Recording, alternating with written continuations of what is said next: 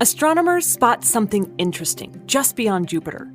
Traveling at over 60,000 miles per hour, the fast-moving object clearly comes from outside our solar system and will soon shoot past the sun before blasting back out into space.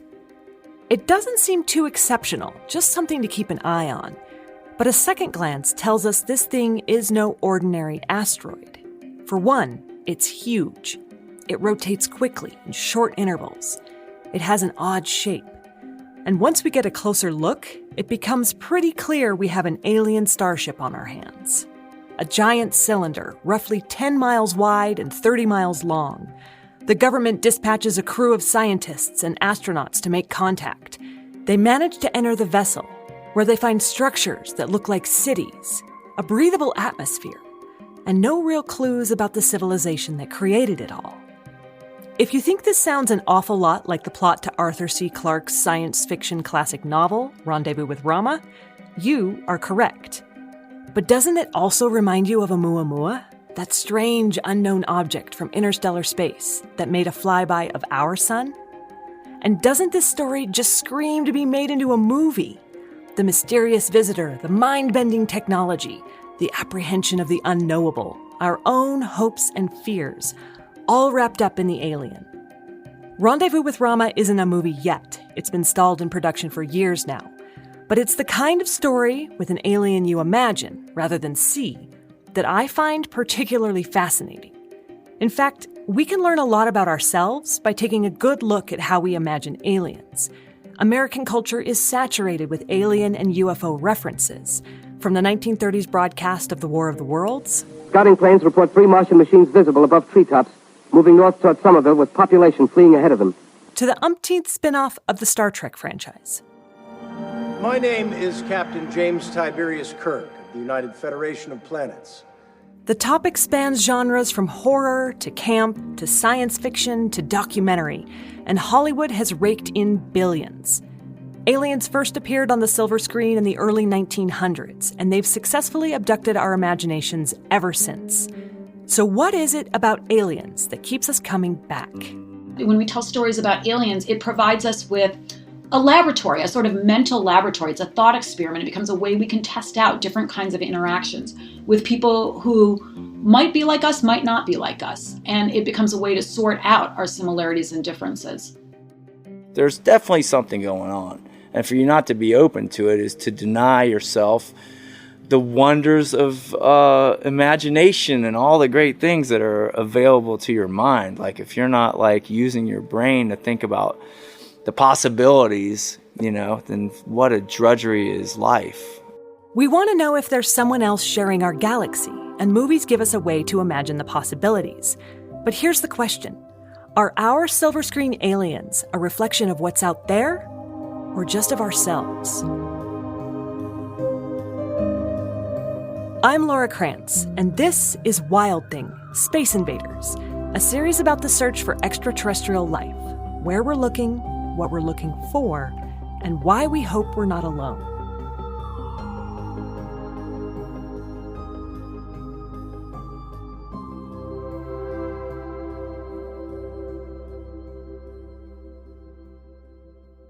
Aliens are one of the oldest topics, not just in science fiction, but in culture in general. You can go back across the world. Ancient civilizations have stories of first contact and alien encounters. So we're always thinking about what would it be like to meet people who are people, but different than us.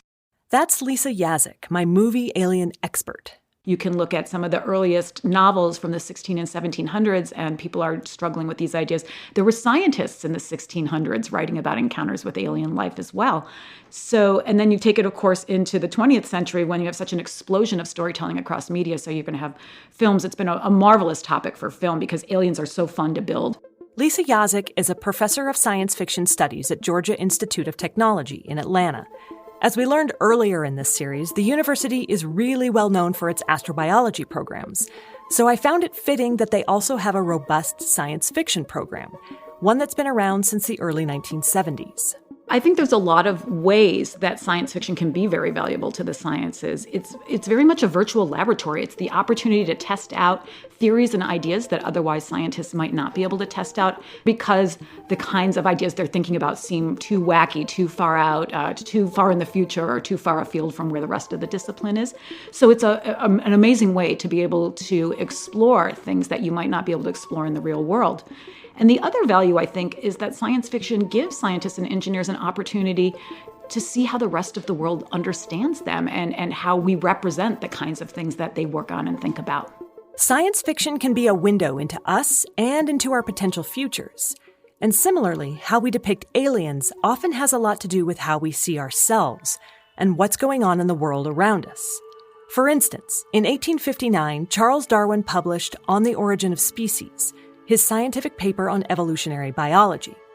There were obviously no movies at that time, but up until that point, aliens described in books and stories tended to be just like humans and animals here on Earth. There wasn't much conflict in those stories. They had more of a getting-to-know-you vibe. Just two interstellar species sharing ideas. Darwin's writings, in which he introduced the idea of survival of the fittest, really changed that whole picture. Suddenly, we're fighting with other species, trying to protect scarce resources and to survive.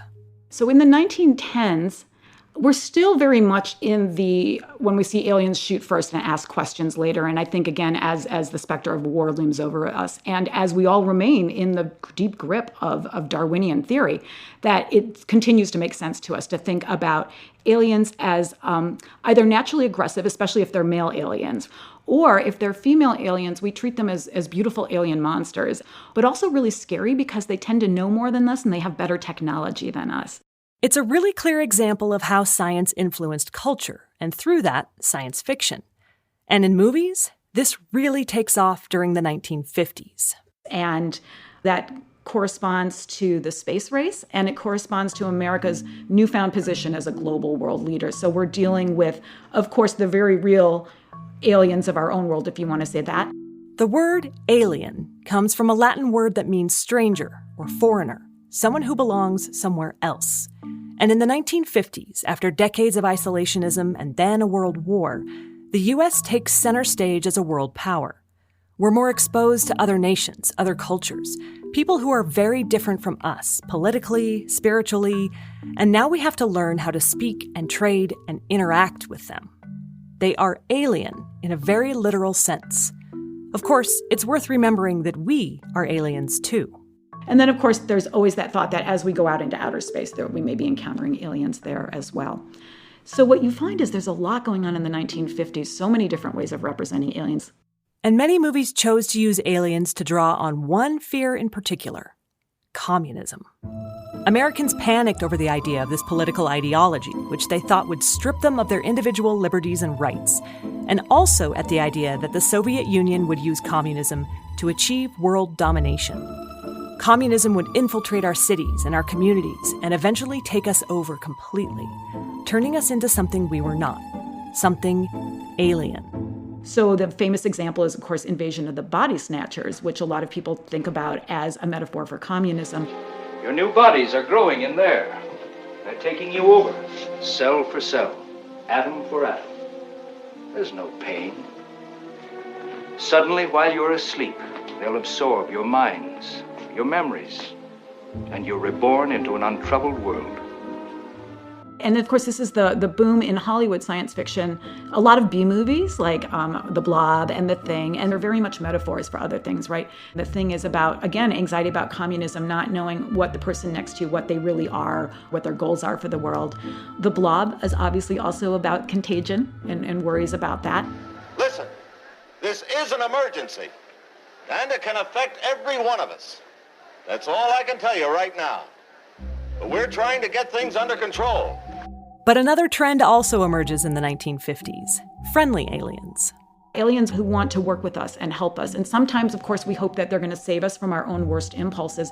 This is, after all, right after the end of World War II, with the destruction of the atomic bomb fresh in our minds, raising the question of if we humans have the ability, the maturity, to handle powerful technology. And you see a lot of movies about that, about aliens who come and tell us, you're getting ready to head out into space, but you're just not quite there yet. You're not civilized enough. So the angry red planet where Mars wakes up and Mars is just furious with us because we're so warlike, which is ironic because Mars is supposed to be, right, the god of war. Men of Earth, we of the planet Mars give you this warning. Listen carefully and remember, we have known your planet Earth since the first creature crawled out of the primeval slime of your seas to become man. Technological adults, but spiritual and emotional infants. These aliens act almost like our parents or our conscience, trying to help us be better. There's a sense that they've arrived just in the nick of time to save us from ourselves. They're guardians of a sort, like the extraterrestrial ambassador Klaatu in The Day the Earth Stood Still. So long as you were limited to fighting among yourselves with your primitive tanks and aircraft, we were unconcerned. But soon one of your nations will apply atomic energy to spaceships. That will create a threat to the peace and security of other planets. Or even the aliens in Plan 9 from outer space, who want to keep humans from creating a doomsday weapon that could destroy the universe. This is why you must be stopped. This is why any means must be used to stop you. And if you think this idea that aliens can offer us guidance is just the stuff of movies, I heard something similar from some of the SETI scientists, including the astronomer behind the Drake equation, Frank Drake. And they will have gone through the challenges we're facing, global warming, accidents due to asteroid impacts, and they will have either solved these problems or being eliminated. So the ones we find will almost all be the ones that have succeeded in dealing with these problems. And that will give us great guidance as to what to do. So aliens could be like an intergalactic Dear Abby, someone who can give us advice and will, fingers crossed, be more friend than foe. They've singled us humans out because they want to help us, our alien saviors. And this maps with the revival of religion in America, that you see a really renewed interest in religion in the 1950s. And then we're going to see that again in the 1980s as well. When we see another religious revival, you'll go back to stories about aliens as saviors. It's no surprise that Superman is popular in both the 50s and the 80s, right? Because he's a friendly alien who's here to save us from our own worst impulses. This starts to shift a bit in the 1960s and 1970s as alien movies, and science fiction in general, start to become more self-aware. We start to think about the aliens as metaphors for ourselves, and less about the other. The social and political upheaval of the time, like the Vietnam War and the Civil Rights Movement, have us reflecting on who we are and what our future might look like. And it becomes very interested in using these ideas about outer space and aliens to reflect back on humanity itself. And so we begin to see a lot of stories like 2001: A Space Odyssey or A Man Who Fell to Earth. We don't know exactly what it is they want from us. And so instead, all we can do is examine ourselves and our reactions to the alien. Before, where we saw the aliens as the other, the communist threat, the intergalactic guide, we're now seeing ourselves in the aliens, and we're thinking of them in terms of our similarities, not our differences. The original Star Trek, although it was a TV show and not a movie, hammers this point home. Star Trek was exciting because it was the first time that we saw a future in full color, that we could imagine people from all over the Earth could go to college and go join Starfleet and then go have careers amongst the stars. But of course, they're also out there meeting other aliens, and it's those alien races and our engagements with them that become the metaphors for what's going on in Earth. We've got the start of the Peace Corps, the continuation of the space race. And of course, we've still got the Cold War going on, with all kinds of proxy wars between the US and the Soviet Union. The Klingons in the early Star Trek shows are clearly analogs for the Soviets, right? And they're made red, in case you missed that too, right? They're given red skin at that point and everything. Humans become the analog for the United States, right? And different races then come to represent other countries. So we certainly see global relations explored there.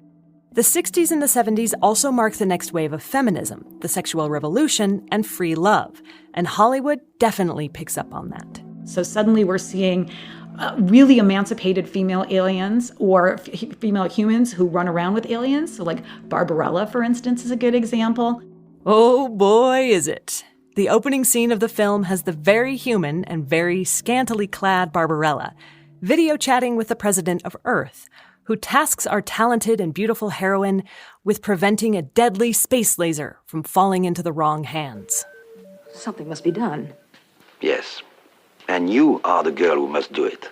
Why me? Barbarella, I have no armies or police, and I can't spare the presidential band. Besides, you're a 5-star, double-rated astronavigatrix. Barbarella is a little silly. Okay, it's a lot silly. But it's clearly a nod to the ideas of free love and female empowerment. Other heroines emerged too, including one who loomed large in my own childhood. Princess Leia from Star Wars, right? She is the only one of the humans who speaks Wookiee and who can talk to the aliens there. She's also the first science fiction heroine who picks up her own gun and saves herself, because the men are not able to do that for her. So we see stuff like that. We see Ripley in the Alien movies. Sigourney Weaver plays Ellen Louise Ripley, a warrant officer on board the spaceship Nostromo. An unlucky spaceship, which unknowingly picks up a horrendous creature that manages to kill off the entire crew before, spoiler alert, Ripley succeeds in killing it. And we see her growth from just being a sort of regular Jane everyday worker to becoming the hero. Not to mention, one of the most celebrated movie heroines of all time. Wild Thing fans, I have a serious message for you. If you're not already talking to your kids about aliens, it's probably time to start. Just this year alone, the James Webb Space Telescope found distant planets that might harbor life. Archaeologists claimed to have found mummified aliens, and extraterrestrials even got a shout-out during congressional hearings. No doubt your kids are asking lots of questions, and it could be you're not sure how to answer them. Let me recommend my new book, Is There Anybody Out There?, which arrives on Earth on October 3rd. This middle-grade book, based on Season 2 of Wild Thing, explores the question of whether we're alone in the universe using science, humor, and fun illustrations. And it'll leave everyone better prepared for the possibility of alien life. Help kids learn how to tell the difference between science fact and science fiction. Look for Is There Anybody Out There in all bookstores and online. Or for more information, go to wildthingpodcast.com.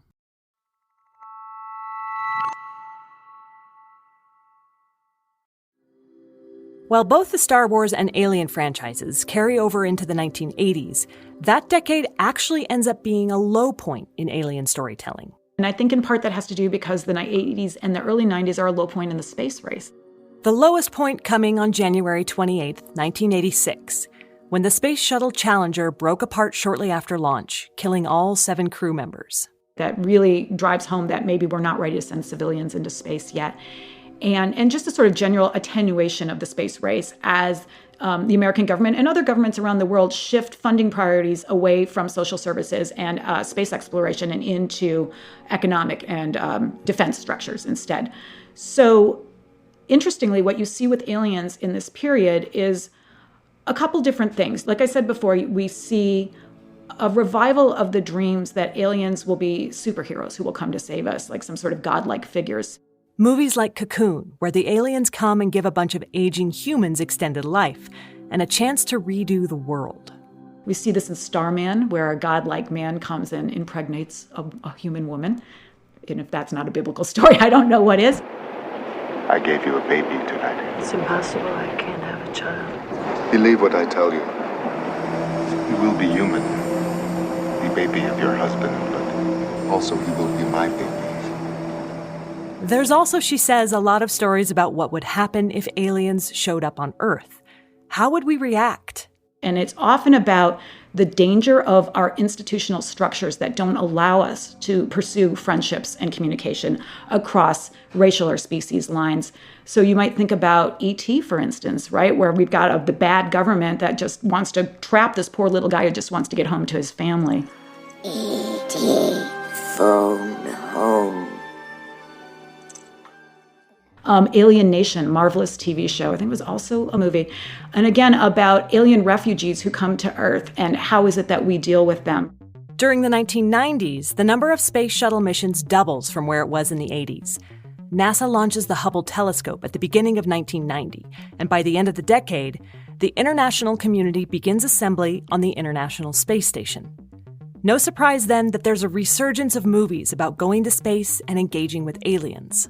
We see countries around the world developing their own space agencies. So no surprise then we go back to the very beginning of the genre and tell the same kind of stories that we did before. We have space operas, so big stories that happen, galaxy-spanning wars with different kinds of races and different technologies all whipped together. But this time we tend to tell it from a slightly more nuanced and less Darwinian perspective.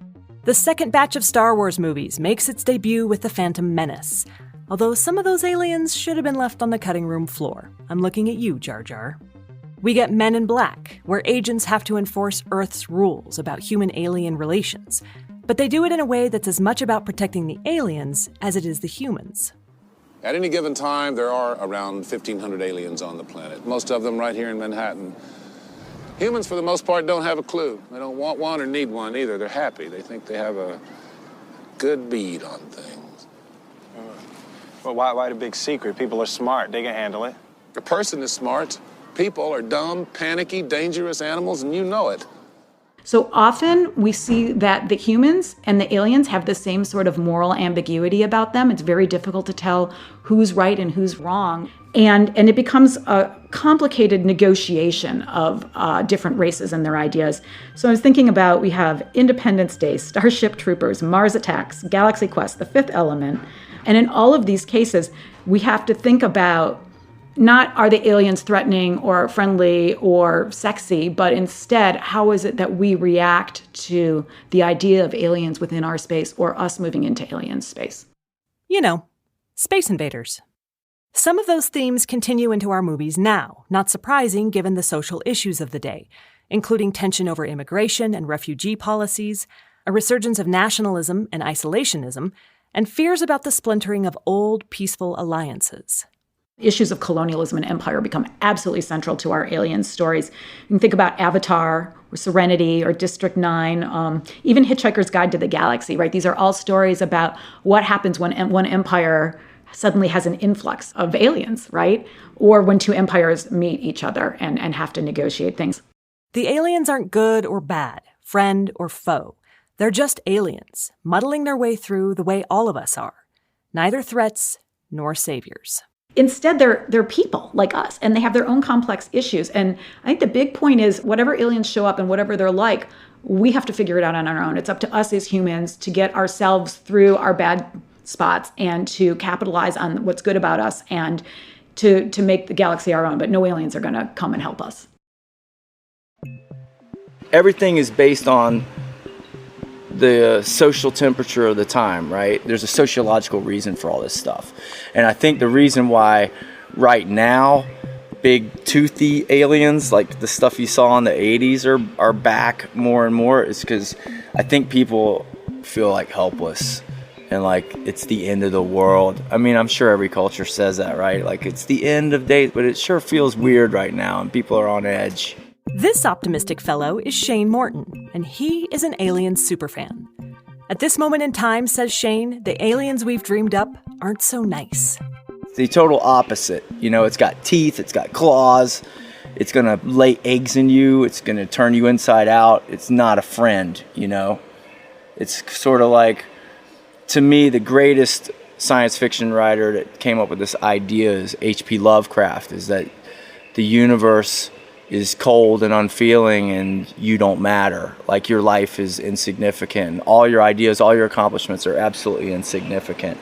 Shane has a big grin on his face as he says this, almost as if he relishes our destruction by aliens. He's thought a lot about our extraterrestrial counterparts. In fact, he's devoted a good chunk of his life to them, creating them, designing them, building them, for all kinds of movies and television shows, feeding our imaginations. And right now, he's guiding me through the labyrinth of his Silver Scream effects lab on the southeastern fringes of Atlanta, Georgia. We'll walk the whole thing so you kind of see it. This 20,000 square foot warehouse is stuffed to the rafters with horrific aliens and monsters and other really weird creatures. We're going to see some aliens that we've done. This is a really good alien that we did. His face was a crab face makeup, a silicone makeup. This is a fun alien from Final Deployment, this show I did on Adult Swim. It's pretty obvious the man loves his aliens. He's got a sparkle in his eye when he talks about them, gesturing wildly and darting from one creation to the next. I wanted to do a crustacean-type monster. I've done a live-action episode of Aqua Teen Hunger Force. This is an alien that I designed for MacGyver. So MacGyver takes an alien autopsy victim to a NASCAR race. This is a mold, a plaster mold, of skin texture for an alien, for a movie called Assassinaut. It's like Goonies in outer space, but it's super violent. Like I was pretty shocked at some of it. And like I said, he spent a lot of his life thinking about extraterrestrials, starting at a very young age. First alien that I made and did something with, okay, I've got a good story for this. I wasn't allowed to see Alien when it came out, but I had access to a camera. So in defiance of my parents who wouldn't let me go see Alien, I'd already read the book, I'd already read the script, I made my own version of Alien in stop motion. I took an old G.I. Joe and sculpted the alien over what I thought it looked like because I wasn't allowed to see it, and stop motion my own version. I would kill to be able to find all my old Super 8 movies. Shane is now in his 50s. He's got pierced ears, tattoos of movie scenes up his arms, and a long ponytail cascading out from under a ball cap. He wouldn't be out of place as a roadie at a Metallica show. But instead of a life carting amps, Shane has helped imagine, design, create, and build all kinds of tentacled space invaders. The whole warehouse is chock-a-block with aliens, monsters, ghouls, dismembered body parts, a skeleton folded into a gurgling aquarium. He even claims to have a Bigfoot, although, surprise, surprise, I didn't actually see it. The Bigfoot's out right now.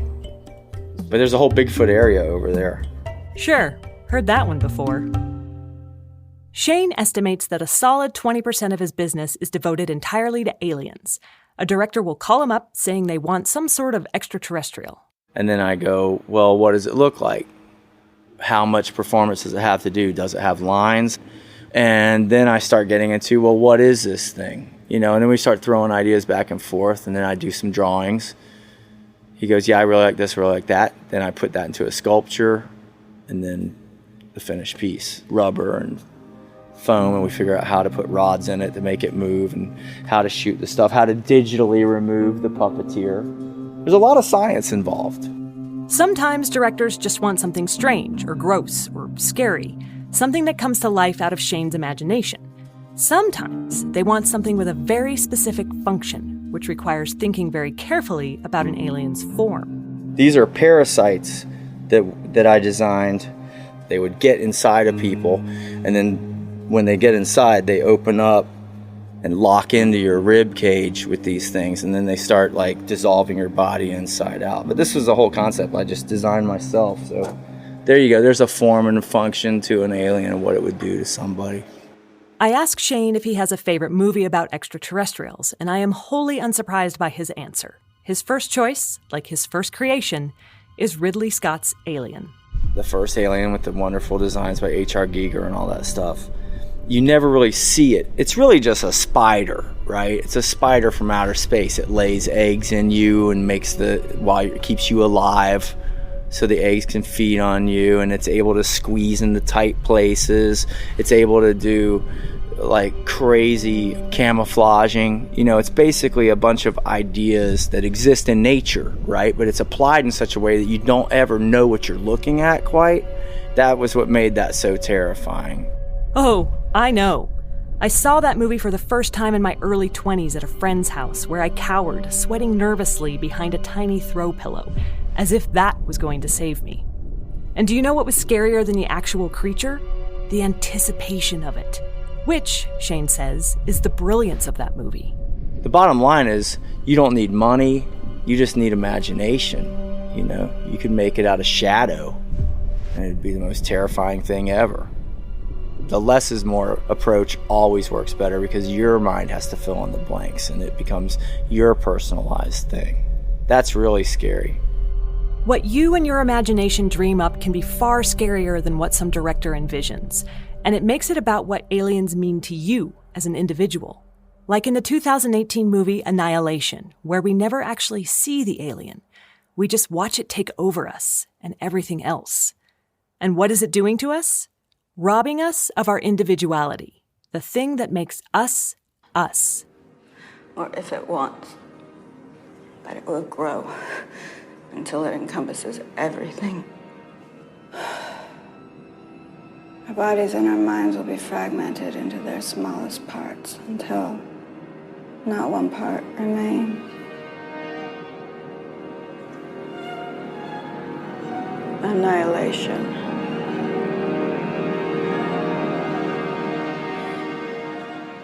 And at a time when people feel unsettled and uneasy, the alien we don't see and don't recognize can be the scariest of all. A lot of the best monsters you never see. It would always be the unnameable, the indescribable thing, or it was so terrifying it blasted your mind into insanity you couldn't even gaze upon this thing. We've never seen aliens. We don't even know if they're out there, let alone what they look like. So our imagination creates all different kinds of extraterrestrial possibilities. And, as we learned with Lisa, our science fiction professor, every generation, maybe even every decade, the idea of aliens morphs to match the sentiments of that particular time. In just this past decade, since 2010, over 600 alien movies have been released. And that's just movies. Not TV, not comics, not video games, not books, not graphic novels. You'd think we would have run out of alien ideas by now. But we keep coming back to it. We're captivated by this topic. Humans have always dreamed of other sentient beings besides themselves, but historically we've been able to treat them as gods and angels and as mythical beings that can exist within our own cosmology. And I think it's no surprise that as religion becomes less central of an explanatory framework, you begin to see more and more aliens. It becomes a way to fill that need for another being who becomes a mirror to ourselves, but who is not us. We've heaped all kinds of things onto the idea of aliens, and it's not always about fear. It can be uplifting, offering a glimpse of a better future, a glimmer of hope, to the point where extraterrestrials almost seem spiritual. I think there are a lot of kind of secular people who use UFOs to fill the spiritual void that not having religion does leave in their lives. What interests me is looking at it as a belief system. So I guess the philosophy and what motivates people within that philosophy to care. Our faith in aliens, that they'll save us, that they can offer us something better than life here on Earth. That's coming up on the next episode of Wild Thing, Space Invaders.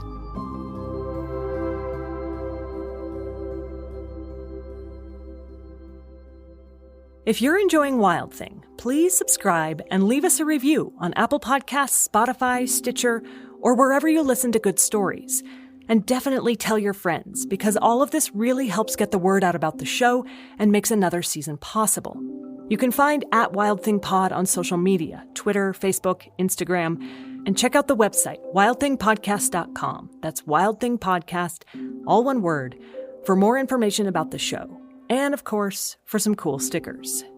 This podcast is a production of Foxtopus Inc. Our executive producer is Scott Carney, editing is by Alicia Lipinski, and the score and sound mixing come from Louis Weeks. I'm your host and creator, Laura Krantz.